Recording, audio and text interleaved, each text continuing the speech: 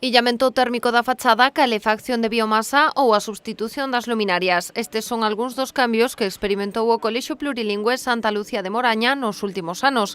O centro, a piques de cumprir medio século, foi obxecto de varias intervencións da Xunta. Os centros educativos son vivos, son dinámicos, hai moitos rapaces e rapazas neles que non só ocupan as aulas, senón servizos complementarios como pode ser o comedor, e entón iso fai que justamente este dinamismo de alguna maneira vaya sempre provocando pois certas necesidades que hai que cubrir, pero bueno, creo que neste centro pois todo o que era máis prioritario xa se fixo. A conselleira de Educación visitou esta mañá os resultados destas intervencións que supuxeron un investimento de 476.000 euros. Cambios que, ademais de mellorar as condicións do colexio, buscan un aforro enerxético grazas á maior eficiencia. Fíxose unha obra moi importante de eficiencia enerxética.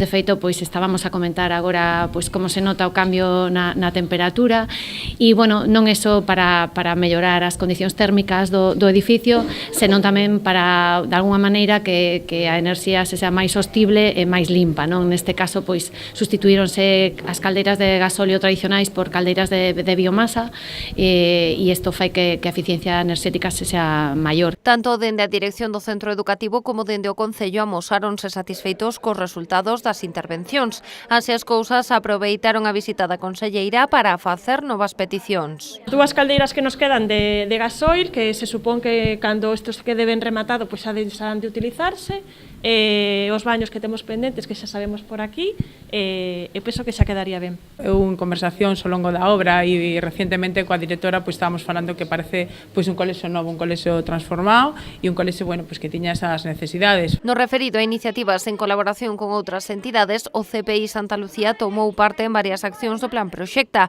e desenvolve programas de mobilidade dentro do Erasmus+.